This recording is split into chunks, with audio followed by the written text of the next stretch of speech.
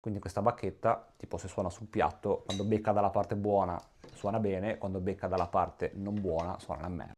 Qui abbiamo bacchette di tutti i tipi, quindi abbiamo bacchette da tamburo, bacchette da marimba, bacchette da vibrafono. Amiche ed amici, buongiorno. Allora, oggi questo video è dedicato alle bacchette che un batterista percussionista deve avere o dovrebbe avere, diciamo, nel suo armamentario. Allora, gli strumenti a percussione sono tanti. Allora, io ho studiato personalmente classica come percorso formativo, quindi in un conservatorio ci sono praticamente tipo 4 maggiori categorie di strumenti che si studiano contemporaneamente, che sono il tamburo, i timpani, la marimba e il vibrafono.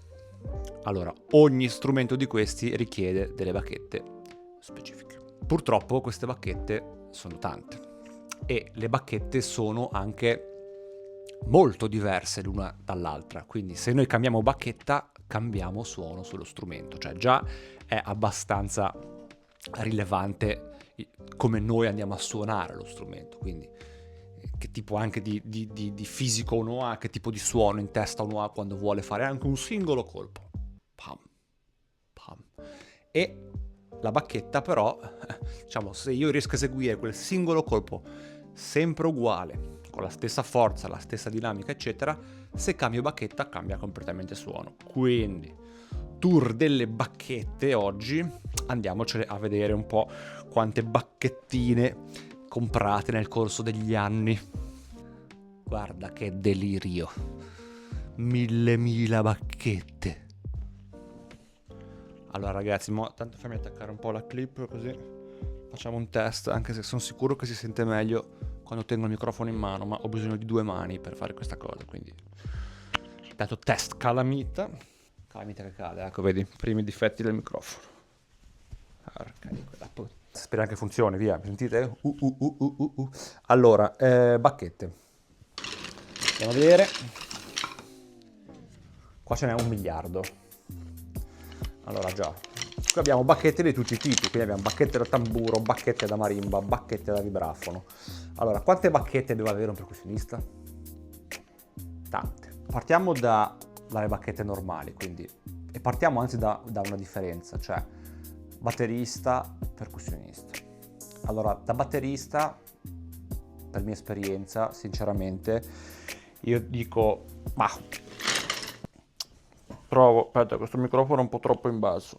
Ecco qua col puffetto. Allora, da batterista io sinceramente la mia esperienza è ho trovato un paio di bacchette che mi piacciono, cioè proprio le più standard della terra, quindi 5A Vic Firth, a volte 5B, ho avuto degli anni 5B, adesso sono tornata alle 5A e mi trovo bene così, quindi uno ha quelle sue bacchette che gli piacciono, si compra ogni volta delle 5A e quando va in giro gli serve fondamentalmente poca roba, quindi io quando vado in giro a suonare come batterista mi porto la micro custodia dove ho dentro sempre un paio, cioè 2 paia, scusate, di 5A, quindi una riserva, mai che se ne spezza una, vola in prima fila, mi faccia qualcuno. Ho sempre dei mallet, questi abbastanza schifosi, ma vanno bene così, li userò magari un pezzo o 2 al massimo. Ho sempre delle spazzole che vengono bene e questa è la mia micro custodietta di bacchette che mi porto in giro, quindi piccolina, sta in uno zaino, ci posso volare. Ogni volta che arrivi all'aeroporto questa, la spazzola crea panico ai controlli di sicurezza. Che cos'è? Pezzo di ferro, ma come funziona così? E poi ti fanno passare, però in sostanza la spazzola crea panico in aeroporto, sapevatelo. Quindi questo è veramente il set minimale, poca roba. Però cosa succede se iniziamo a muoverci, ad esempio, nel mondo delle percussioni? Ad esempio, strumento che io suono, diciamo che uno dei miei strumenti principali, anche se lo sto suonando poco dal vivo purtroppo ultimamente, ma verrà il momento, è questo qui, il vibrafonuccio. Eccolo qua, il vibrafono. Allora, questo strumento, qua c'è bacchette infatti da tutte le parti, questo strumento ha una tecnica particolare, cioè si suona con 4 bacchette, 2 per mano. piccola dimostrazione. Eccola là.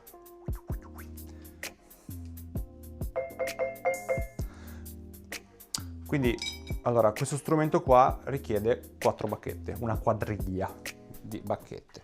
Quelle bacchette costano un occhio della testa, cioè noi siamo capaci a, mannaggia, 3 piedi, siamo capaci a pagare queste 4 bacchette qualcosa come 120 euro,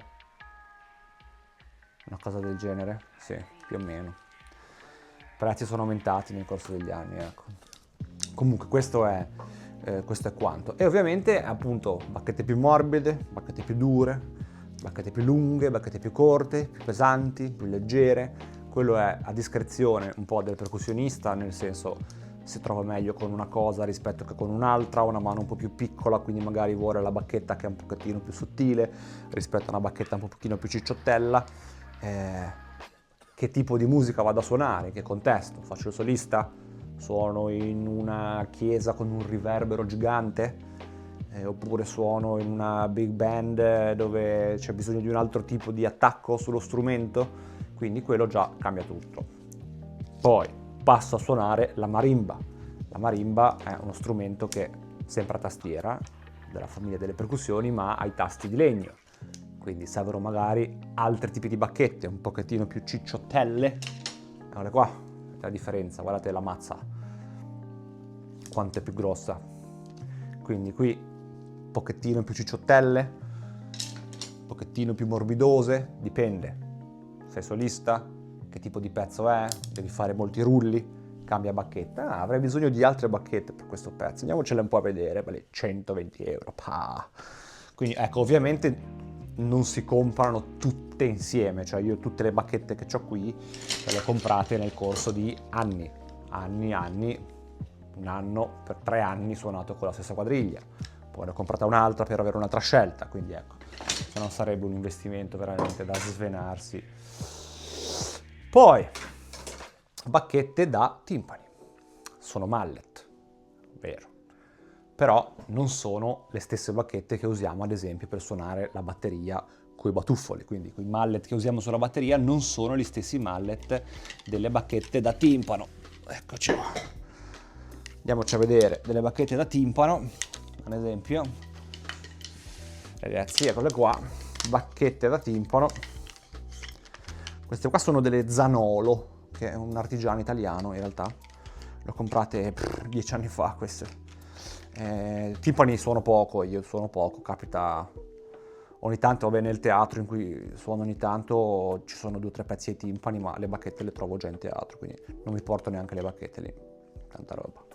Queste sempre bacchette da timpano completamente diverse, guardate, queste qua sono delle Kaufmann, che credo siano bacchette austriache, quindi proprio un concetto completamente diverso. Queste sono in bambù, questo è legno molto leggero, anche questo, però la testa completamente diversa, quindi il tipo di suono completamente diverso. Prezzi allucinanti, anche queste forse un paio di bacchette Kaufmann costano forse 50 euro, 60 euro, non lo so più, non lo voglio neanche andare a vedere in questo momento. Poi bacchette per xilofono, bacchette per glockenspiel, quindi lì serve una cosa completamente diversa. Se io suono con delle bacchette batuffolose o delle bacchette banalmente da vibrafono, cioè su uno xilofono, non sento quasi assolutamente niente, oppure non ho neanche proprio il suono dello xilofono, cioè sento di più il colpo della bacchetta che dello xilofono in sé, che è la nota, ecco, quindi ci vogliono le bacchette da xilofono. Andiamocela a vedere. Ecco, ad esempio queste sono bacchette da xilofono, incartate. Anzi, queste forse sono da glockenspiel, sono versatili, io le uso un po' su tutti e due, ma anche lì xilofono lo suono veramente poco di recente. Quindi non lavorando tanto come orchestrale, anzi quasi niente. Quindi queste sono proprio durissime e hanno quel suono, quell'attacco fortissimo. Se suono con queste sul vibrafono ci faccio i buchi, butto via lo strumento, quindi non lo faccio, non lo fate, don't try this at home. bacchette da glockenspiel o bacchette da campanelle, da crotali, quindi da strumenti di metallo.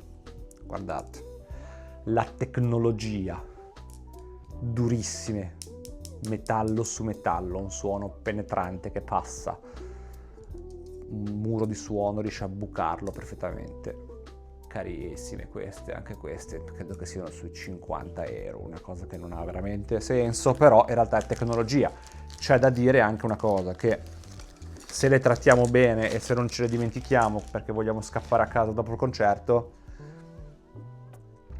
le bacchette hanno una durata lunga. Come vi ho detto, io ho delle bacchette che ho da tipo 10 anni, ecco. Poi manutenzione, alcune servirebbe, tipo i batuffoli, dopo un po' che si suonano perdono la lana, diciamo, perdono il cotone intorno e quindi andrebbero rifatte, però lasciamolo un attimo lì.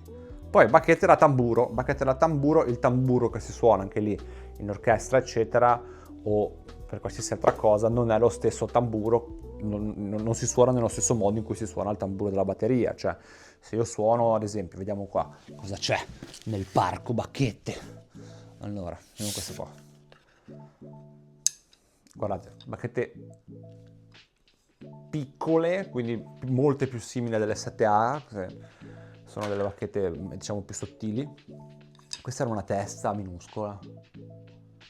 È un corpo qua minuscolo, cioè se io suonassi la batteria con queste bacchette, dopo 4 pezzi le buttate via. Quindi vado a suonare del rimshot, vado a suonare a picchiare sui cerchi di tom e caccio via. Si spezza proprio, quindi queste sono bacchette quasi proprio esclusivamente da usare sul tamburo.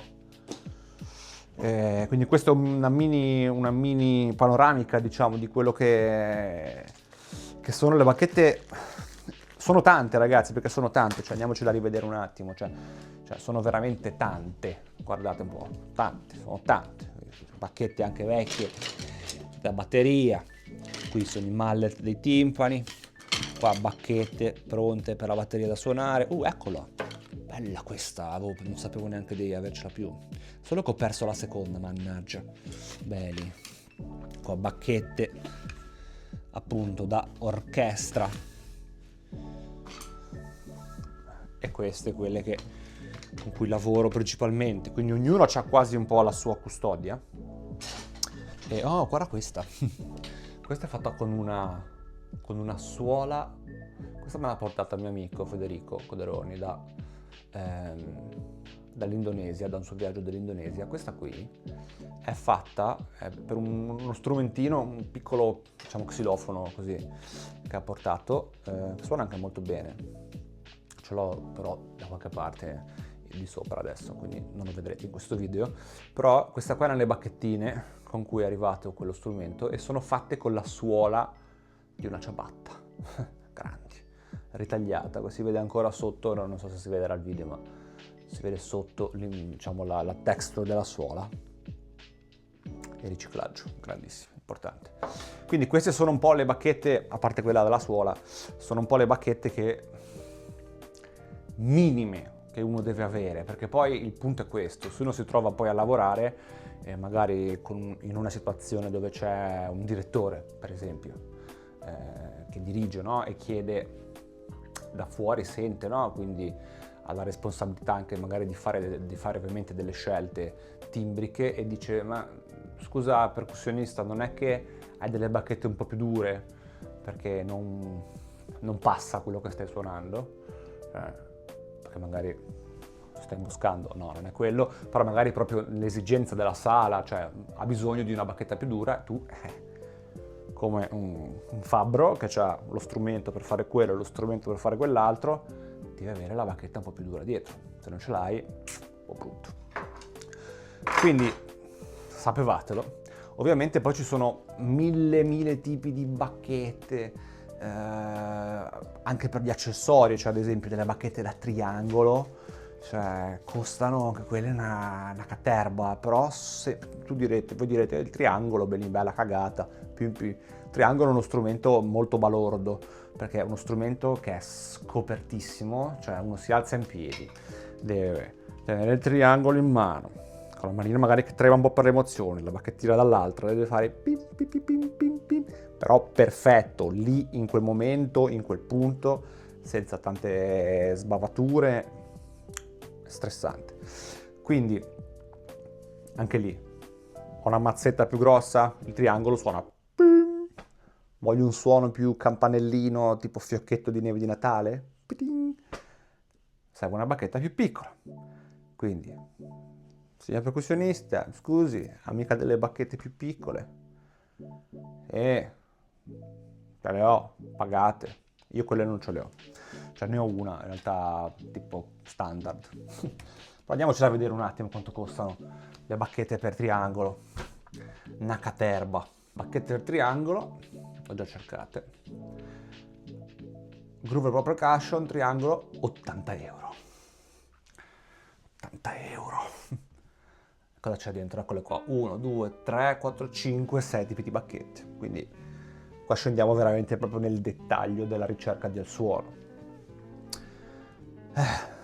Belli ragazzi, che mestiere, costoso. Senza contare che le bacchette appunto poi si usurano. Quindi anche banalmente per la batteria normalmente, cioè suono la batteria, faccio un concerto, regge, secondo concerto, la testa, l'oliva della bacchetta si sbecca, tipo, vediamo un po', questa è ancora buona, questa è ancora buona, questa è sbeccata, eccola qua, non so se si vede dal video, cioè non c'è più il materiale. Quindi questa bacchetta, tipo se suona sul piatto, quando becca dalla parte buona suona bene, quando becca dalla parte non buona suona una merda. Quindi da cacciare o da reinventarsi qualcosa con delle vecchie bacchette. Quindi c'è una stufa, ad esempio. Bene ragazzi, allora questo è proprio un mini video sulle bacchette, quindi su quello che è questo mondo. Non ho tirato fuori bacchette speciali, in realtà ci sono delle bacchette speciali, poi ci si possono anche costruire un po' di bacchette ragazzi, perché parliamoci chiaro. Però ecco, bacchette speciali, tipo la Magic Ball, una pallina rimbalzante. Qua cosa c'è? Qua ecco, ho fatto un accrocchio con un vecchio mallet, ci ho attaccato un vecchio shaker, quindi questa quando suoni è anche una bacchetta che è così, guardate che bel accrocchio, si risparmia, ecco. Quindi questo è quanto sulle bacchette, una piccola proprio così, un salto, una visione corta su un macro mondo. Grazie se siete arrivati fino a qui, vi ringrazio, so che è un topic un po' da nerd, però grazie anche semplicemente per essere arrivati fino a qui. Se non vi siete iscritti ancora al canale vi chiedo di farlo gentilmente, che è di grande aiuto, e continuerò a pubblicare video, voglio arrivare almeno a 10, credo che questo sia il quarto. Ora ne registrerò 2 o 3 un po' di fila e magari li farò uscire nelle prossime settimane, perché ci sarà Natale, ci saranno dei viaggi, cose da fare, vediamo. Comunque questo quarto video, grazie mille e ci vediamo alla prossima. Ciao!